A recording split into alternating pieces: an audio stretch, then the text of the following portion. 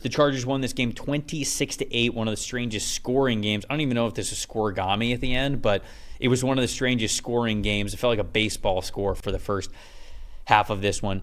When you look at the Chargers' top 5 graded players in this game as the winners of the game, wide receiver Ladd McConkey was the top player with an 87.9 overall grade. Offensive tackle Rashawn Slater with an 87.6. Edge rusher Tuli Tuipulotu with an 86.4. Safety Jasir Taylor with an 85.2. And the linebacker Denzel Perryman with an 84.2. Like I said a couple of previews ago, you don't often get your top 5 players all in the 80s. It's what we had here from the Los Angeles Chargers. And then a little cherry on top, Justin Herbert, a 95.3 overall PFF grade, and this one had 5 big-time throws and no turnover-worthy plays. He was absolutely spectacular. On the other side of things for New Orleans, not as bright. Tight end Juwan Johnson was the top-graded player in 84.6. Offensive tackle Talise Fuanga with a 74.9. Quarterback Jake Haener, who came into this game, Spencer Rattler also played. You see him there at the bottom, but Jake Haener came in and earned a 68.8 overall grade. He had 2 big-time throws himself. Linebacker Demario Davis with a 68.5, and then wide receiver Chris Olave a 67.2. Then Spencer Rattler down there with a 64.7. Sad to tell the story, Dalton. What do we got? I had to find that. You mentioned the score. I just had to find that for you real quick. That is the first 26-8 game since 1978. Oh, okay. So not quite scoregami, but there's only been 2 other 26-8 games in the in NFL history. Yeah, about as close as you can get. Yeah. This was only the 3rd ever 26-8 game. So that was a fun one to find right there. Okay, so there's multiple things we can do here, but I went with the Saints on 3rd down. They were 2 for 16 on 3rd down, 4 for 13 passing, 48 yards, and a couple of drops that hurt them. The Saints, I mentioned this last week with all the pieces they had out. They got some back this week. Chris Olave came back, a couple other guys too, but without Derek Carr, they'd already been struggling even with Derek Carr. Without Derek Carr, they don't stand a chance. 2 for 16 on 3rd down. There was moments in this game where on early downs they looked okay, but when it's obvious passing situations right now between the quarterback situation and their pass protection, especially against a defense like this, it's just not going to happen for the Saints. They need Carr back. I think he might come back this coming week, maybe. But as it stands, they just can't score. Dude, I was so impressed with Justin Herbert in this game. Not that he has not shown us this before, but we haven't seen that type of a performance from Justin Herbert in a while, and it was really nice to see it again. What I love the most about it, though, is he had 5 big-time throws in this game. 4 of them came on 2nd and long situations. And 2nd and long situations, I think a lot of offensive coordinators get caught up in setting up 3rd and manageable, right? They don't necessarily go for the sticks or beyond the sticks. Not that it doesn't happen, but I think there are a lot of offensive coordinators that would prioritize setting up 3rd and short rather than maybe dialing up a play that could take a chance deep down the field. So Justin Herbert's sort of changing the math in that regard, because in 2nd and long situations, now some of them were like 2nd and 9, 2nd and 10, but a couple of them were like 2nd and 12, a little bit more than 10. He's firing down a big-time throw, and you're automatically getting a first down right there. Like you're not even thinking about 3rd down now. You're dialing up your first down passes. And the other one that was on 1st and 10 ended up being the touchdown that he threw in the corner. So I love this game so much from Herbert, specifically the fact that they dialed up these big time throw opportunities for him on 2nd down.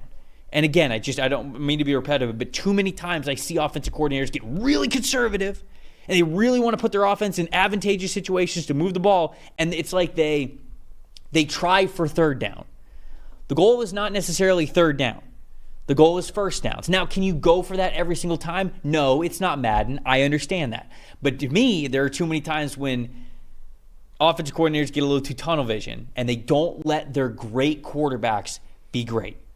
That's what Justin Herbert was allowed the opportunity to do this past weekend, and he was able to showcase it to us once again. And then I'll tie that into my most impressive rookie wide receiver, Ladd McConkey. We wonder what the passing attack was going to be like for this Chargers group this season. 6 for 6 targets and catches with 111 yards and 2 touchdowns for Ladd McConkey, who had a really nice yards after the catch on one of those touchdowns there. He was so impressive to me in what he was able to do in this game, simply because, we go into this year and it's like, all right, well, I like Ladd, but is he going to be able to carry the offense? Kinda. 26 points. He's got good enough chemistry with Justin Herbert here halfway through the season. Who's your most impressive? It actually is Herbert, and I want to go into another dimension of what you said. I felt like this was the first game this year where Justin Herbert had total control of this offense. I think he's starting to get comfortable. Again, it's a new offense, and it's an offense that's very different from anything he's run in his career before when you talk about Greg Roman. And I think even Greg Roman and Jim Harbaugh, I don't think they're necessarily used to having a quarterback like him because, think about the guys he's worked with, right? Alex Smith, who was kind of a conservative athletic passer, Colin Kaepernick and the athlete that he was. J.J. McCarthy even was a little bit different than Herbert at Michigan. And then you think about Greg Roman working with Lamar Jackson and Tyrod Taylor and those guys. Justin Herbert's a little bit different, right? A little more of a strong arm pocket passer. He can certainly run. He showed that in this game that he could run. But the big thing for me is the play action, okay? And play action is so important in this offense. Justin Herbert in play action in this game, 10 of 14, 161 yards, and 3 of those 5 big-time throws with a 96.5 passing grade in play action. You start getting this element going in this offense, like they have the last 2 weeks, really, even though they haven't scored a ton of points. First 5 games, Justin Herbert had a 58.2 play action passing grade. The last 2 now, it's 94. If they get that rolling with the way they want to run the ball, and their defense is clearly at this point we can call their defense really good, right? Because they're hardly, I think they're giving up 13 points a game. They don't need to score. No, it's not a lot. Yeah.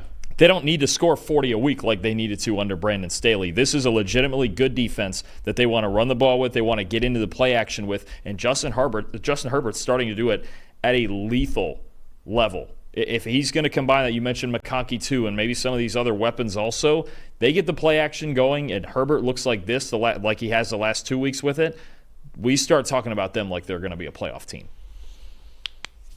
Wouldn't doubt Jim Harbaugh. Most disappointing for me is the Saints coverage. I mean, Tyrann Mathieu, 38.2 coverage grade. Marshawn Lattimore, 47.2 coverage grade. Alontae Taylor, 42.2 coverage grade. I've now brought this up, I think, a couple of times over the last couple of weeks. This is supposed to be a strength of your team. If you're not great in coverage, what are the Saints good at? Especially with Derek Carr out. I don't think it's anything, and I think that's why we see them continue to lose football games now sitting here at 2-6. So this is really it's a disappointing group because I thought this was supposed to be a big strength for them. I felt like it was early on in the season through the first couple of games. Now you're looking at the fact that, like, okay, they play the Panthers, they play the Cowboys. It's not so great. And even against the Chargers, a group that you wouldn't think would really light you up through the air, they're still not playing well against a team like that. So I'm really worried about the Saints on defense. Even if you get Derek Carr back, I just don't think this is a very good football team. Most disappointing for you. Yeah, and I mentioned, earlier in the year, Demario Davis as a guy that might be starting to slow down at his age. I think we're seeing a bit of the twilight, too, from Cam Jordan here. It sucks because, he's 35 years old. This happens to all the great players even. He's been a great player for a long time, maybe even a borderline Hall of Famer, but 43.8 grade in this game. The last 4 weeks, he's really struggled to a 40.8, and he's only got 1 pressure in his last 3 games. I think it's just kind of, you're starting, even with the secondary, like you mentioned, a couple of the older guys, and Cam Jordan, Demario Davis. It's kind of representative of, I think, what we start considering a previous era in Saints football here. And Cam Jordan, again, been a great player in the league for a long, long time, one of the best the Saints have ever had, but it's starting to look like this defense is aging out a little bit.